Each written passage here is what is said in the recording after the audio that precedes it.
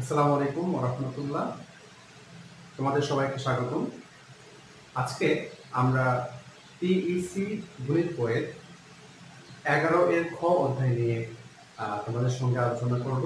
আমাদের অনুশীলনী 11 খ করার পূর্বে আমরা প্রথমে একটু জেনে নেওয়ার চেষ্টা করি যে এই অধ্যায়টিতে কি কি বিষয় সম্পর্কে কথা বলা রয়েছে।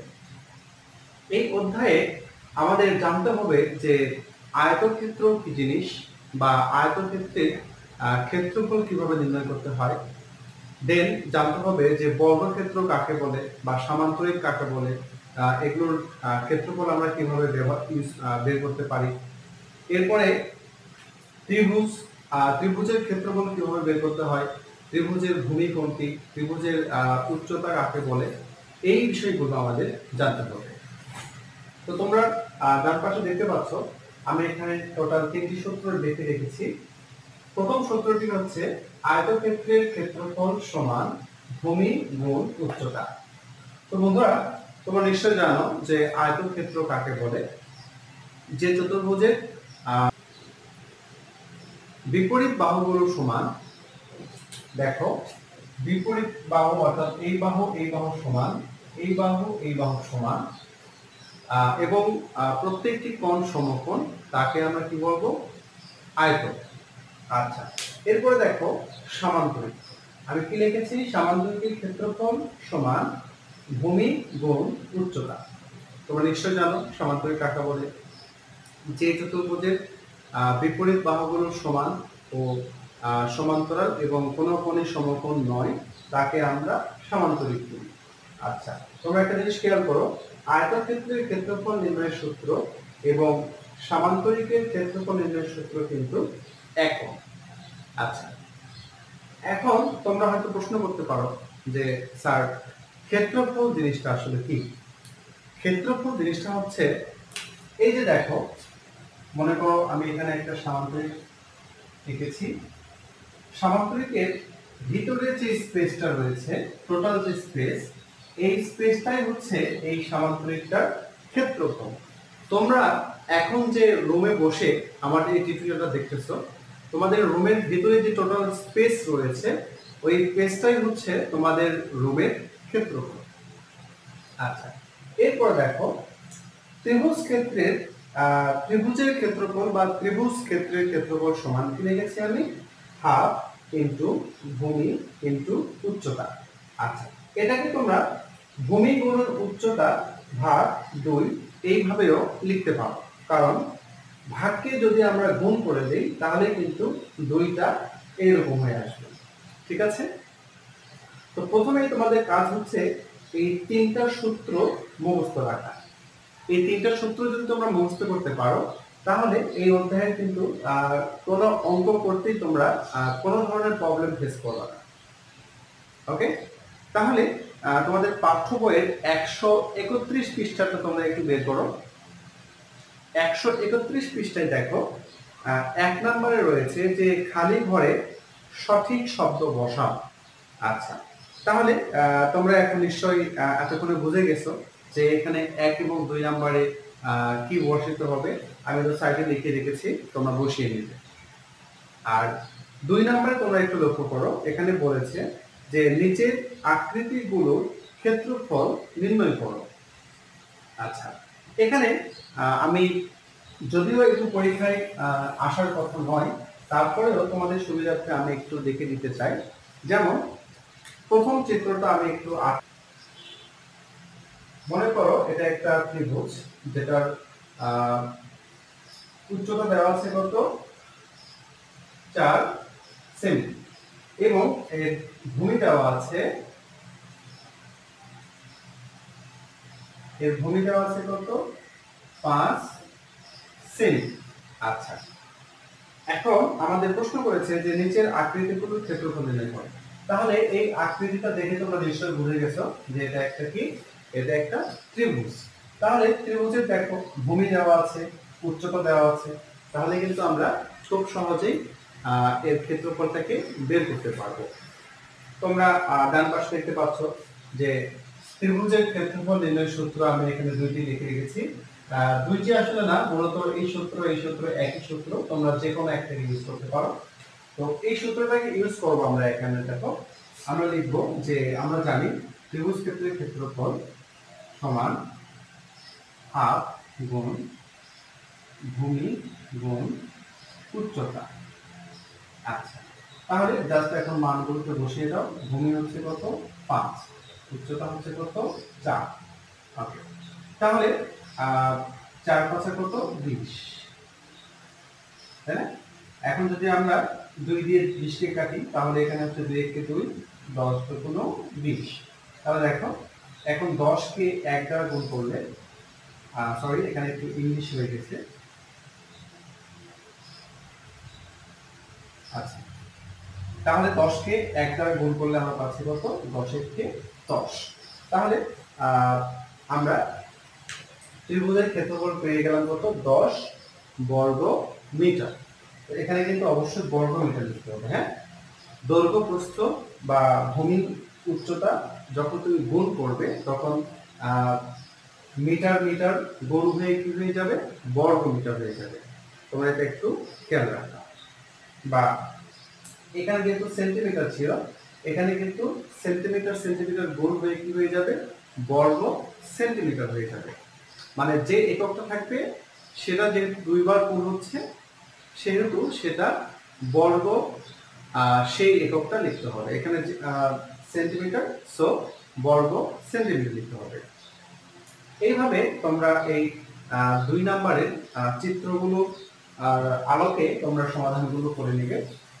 এরপর আমি তোমাদের 3 নম্বর অঙ্কটা এখন সলিউশন করে দেখানোর চেষ্টা করব। আচ্ছা, প্রথমে অঙ্কটাকে আমরা একটু পড়ে নিব। এখানে বলেছে, দেখো একটি আয়তাকার ধান ক্ষেতের প্রস্থ 750 মিটার এবং দৈর্ঘ্য দেওয়া আছে 1200 মিটার। ওকে, তাহলে আমাদের চেয়েছে কি ধান ক্ষেতটির আয়তন কত একক। বন্ধুরা একটু খেয়াল করো, এখানে মনে করো এটা একটা ধান ক্ষেত।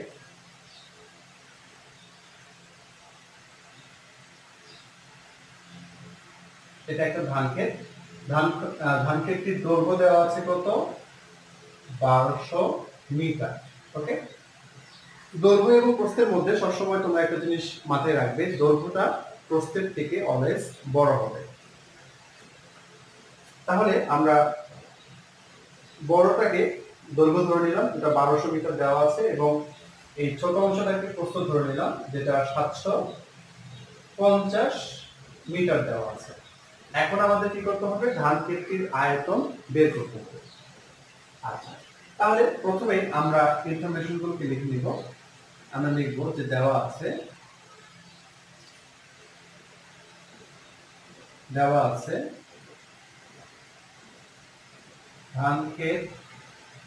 ধান ক্ষেতটির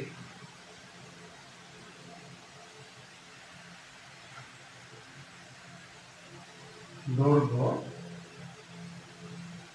1200 মিটার এবং ধান ক্ষেতটির প্রস্থ 750 মিটার। আচ্ছা, তাহলে আমরা এখন যেহেতু এটা একটা আয়তক্ষেত্র, সেহেতু আমরা এখন লিখব যে অতএব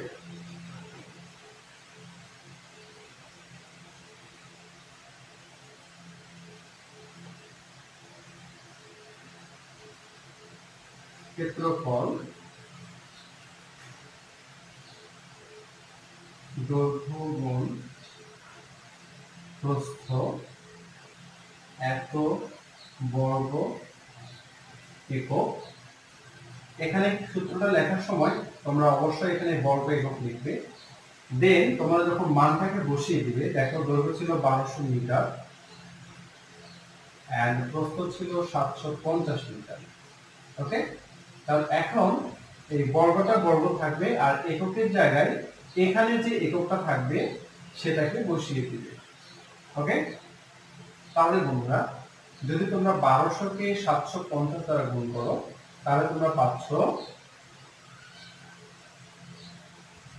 একক দশক শতক হাজার অযুত লক্ষ, 9 লক্ষ বর্গ মিটার। ওকে, তাহলে ক্যালকুলেশনটা তোমরা একটু রাফ করে দিবে। আমি টিউটোরিয়ালটা ছোট করার কারণে আগেই ক্যালকুলেশনটা করে রেখেছিলাম।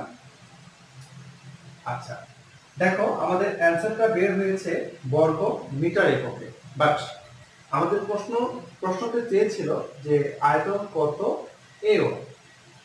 তাহলে এই বর্গ মিটারটাকে এক্সচেঞ্জ করে আমাদের এও এককে নিয়ে যেতে হবে। আর তোমরা এখানে খেয়াল করো, এখানে লেখা আছে যে 100 বর্গ মিটার সমান 1 এও। তাহলে 9 লক্ষ বর্গ মিটার সমান কত এও হবে?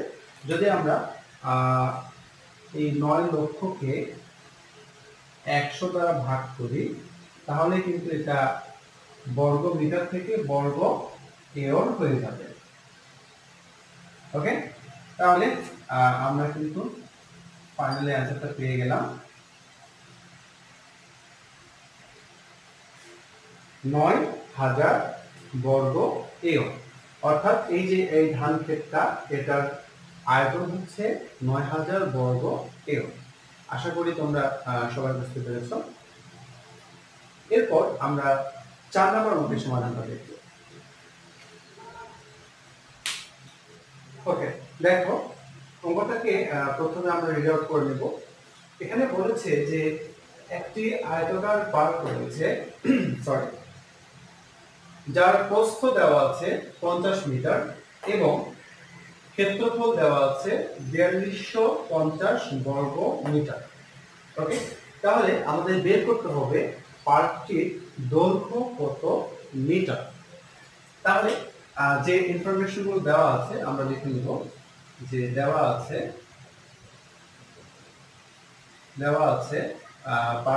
পার্কটির প্রস্থ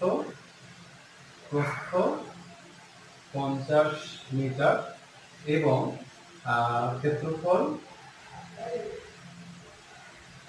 দেওয়া আছে কত 4250 বর্গ মিটার। তাহলে আমাদের বের করতে হবে কি দৈর্ঘ্য কত, তাই না?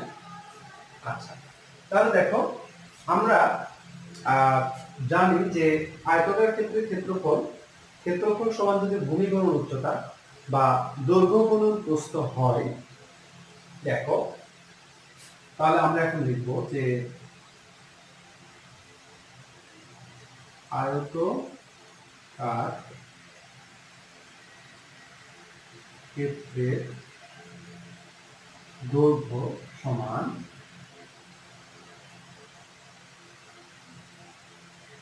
ক্ষেত্রফল ভাগ প্রস্থ। ঠিক আছে, এত মিটার, এত একক লিখবো আমরা এখানে। ওকে, বা তোমরা এখানে মিটারও লিখতে পারো, সমস্যা নেই। আচ্ছা, তাহলে দেখো এই সূত্রটা আমরা কিভাবে পেলাম? আমরা কিন্তু মেইন সূত্র থেকে পেয়েছি। আমরা জানি যে ক্ষেত্রফল সমান দৈর্ঘ্য গুণন প্রস্থ। সেখান থেকে আমরা আচ্ছা তোমাদের আমি একটু দেখিয়ে দিই। আসলে দেখো দৈর্ঘ্য গুণন প্রস্থ, তাই না, ইকুয়াল ক্ষেত্রফল। আচ্ছা, বা দৈর্ঘ্য সমান, আমি এই প্রস্থকে যদি বাম পক্ষ থেকে ডান পক্ষে পার করে দিই তাহলে এটা ভাগ ছিল, এখানে গুণ ছিল, ওই পাশে গিয়ে কি হয়ে যাবে, ভাগ হয়ে যাবে। সো দৈর্ঘ্য সমান আমি লিখতে পারি যে ক্ষেত্রফল ভাগ প্রস্থ। সূত্রটা আসলে এইভাবে এখানে এসেছে। ঠিক আছে, তোমরা চাইলে মুখস্থ করে নিতে পারো বা মেইন সূত্র থেকেও কিন্তু তোমরা বের করতে পারো। এখন আমরা জাস্ট মানটাকে এখানে বসিয়ে দিব।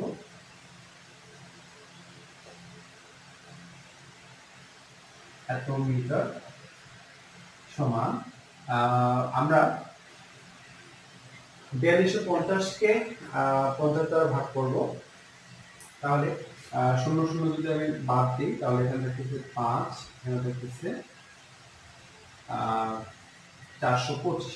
ওকে, তাহলে দেখো 42 এর মধ্যে 5 যাচ্ছে 8 বার, তারপরে 25-এর মধ্যে 5 যাচ্ছে 5 বার। আমরা ফাইনালি অ্যান্সারটাকে পেয়ে গিয়েছি 85 মিটার। তোমরা এখন এখানে লিখতে পারো অতএব বাগানটির দৈর্ঘ্য 85 মিটার। অঙ্কটা কিন্তু খুবই সহজ একটা অঙ্ক, আশা করি তোমরা খুব সহজেই বুঝতে পেরেছো। তো এটা নিয়ে আমি আর কথা না বাড়িয়ে চলো নেক্সট অঙ্কে চলে যাওয়া যাক। দেখো এখানে 5 নম্বর অঙ্কটাকে বলেছে যে একটি ত্রিভুজের উচ্চতা 0.8 কিলোমিটার এবং এর ক্ষেত্রফল দেওয়া আছে 1.2 বর্গ কিলোমিটার। আচ্ছা, তাহলে আমাদের প্রশ্ন চেয়েছে যে এর ভূমি কত কিলোমিটার সেটা বের করতে হবে। তাহলে আমরা প্রথমে ইনফরমেশনগুলোকে লিখে নিব যে দেওয়া আছে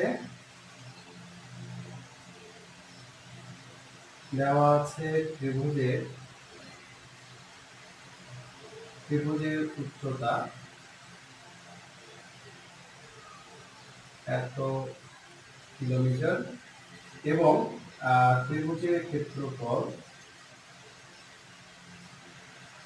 1.2 বর্গ কিলোমিটার।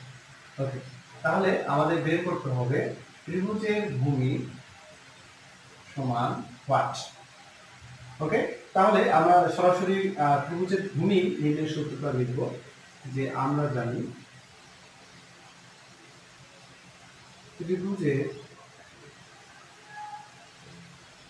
ত্রিভুজের ভূমি সমান 2 গুণ ক্ষেত্রফল ডিভাইডেড উচ্চতা। বন্ধুরা, আমি এখানে সূত্রটাকে লিখলাম, এই সূত্রটা কিন্তু তোমরা চাইলে এখান থেকেও বের করতে পারো। আমি পরবর্তীতে যদি সময় পাই অবশ্যই কিভাবে বের হইলো তোমাদের দেখানোর চেষ্টা করব। আর যদি কেউ এটাকে অনেক কঠিন মনে হয় এখান থেকে বের করাটা, তাহলে তোমরা একটু এই সূত্র এইভাবে তোমরা একটু মুখস্থ করে নিবে। ওকে, তাহলে এখন জাস্ট আমি মানগুলোকে বসিয়ে দিব। তাহলে ক্ষেত্রফল ছিল কত? 1.2, উচ্চতা ছিল 0.8। আচ্ছা, তাহলে প্রথমে আমরা কি করব? উপরে গুণ করব। 1.2 কে যদি আমরা 2 দ্বারা গুণ করি তাহলে কত হচ্ছে? 2 গুণ 4, 2 কে 2। আচ্ছা, 2.4 আর নিচে আছে আমাদের কত? 0.8। ওকে, এখন যদি আমরা 2.4 কে 0.8 দ্বারা ভাগ করি তাহলে আমরা পাচ্ছি কত? 3 কিমি। 3 কিমি, তাই না? আচ্ছা, তাহলে তোমাদের ক্যালকুলেশনটা আমি একটু এখানে দেখানোর চেষ্টা করি, হয়তো অনেকের প্রবলেম হতে পারে। দেখো ক্যালকুলেশনটা খুবই সহজ, তোমরা উভয় ভাগে গুণ করবে।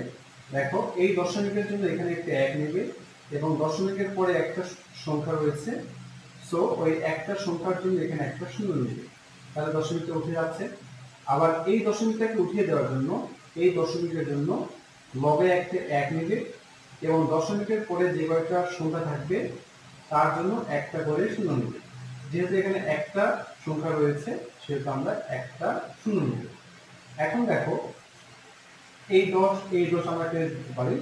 এখন উপরে থাকতেছে কত? 24, নিচে থাকতেছে কত? 8। তাহলে এটা আমরা ক্যালকুলেশন করলে কিন্তু খুব সহজে 3 8 24 অ্যান্সারটাকে পেয়ে যাচ্ছি।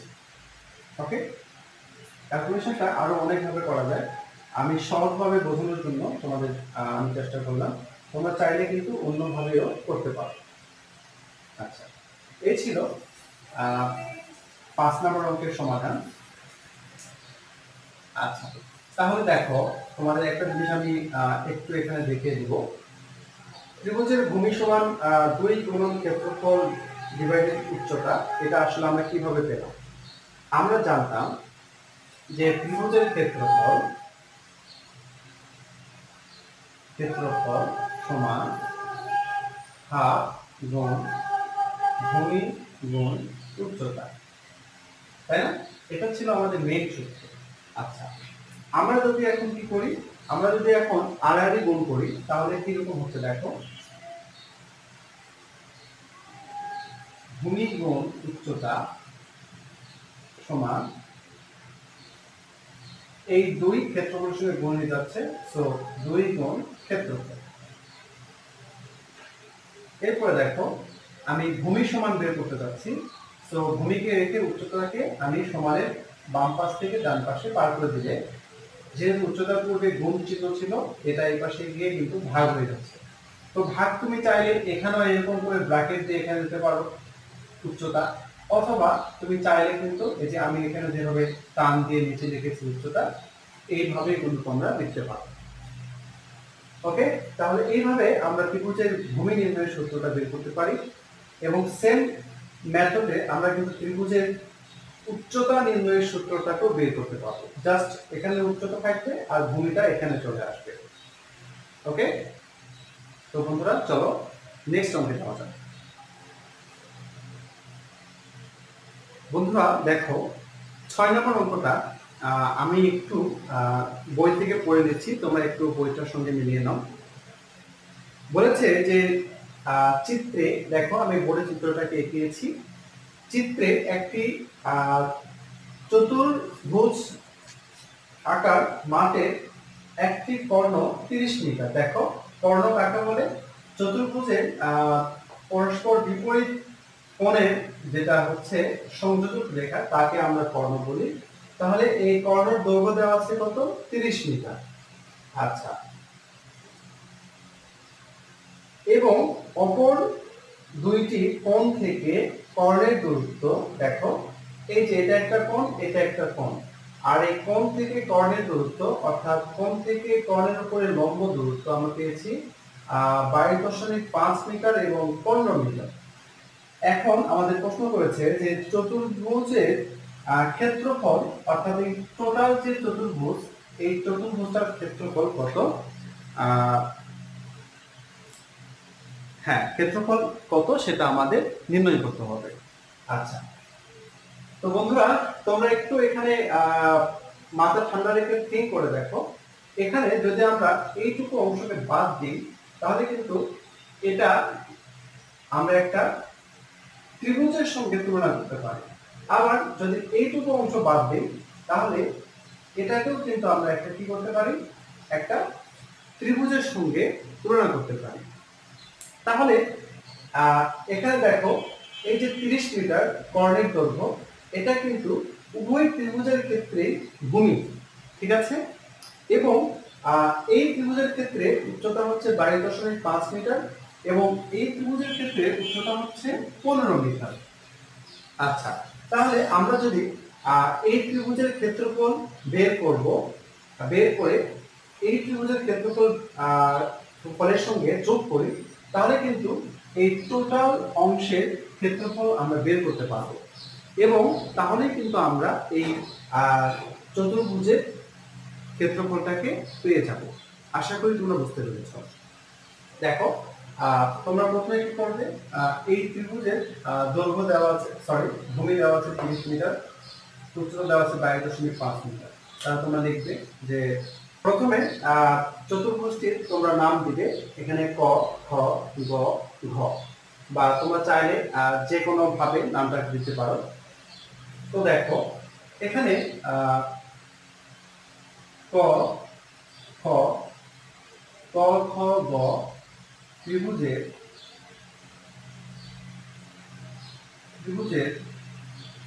ভূমি ক, গ সমান দেওয়া আছে 30 মিটার এবং উচ্চতা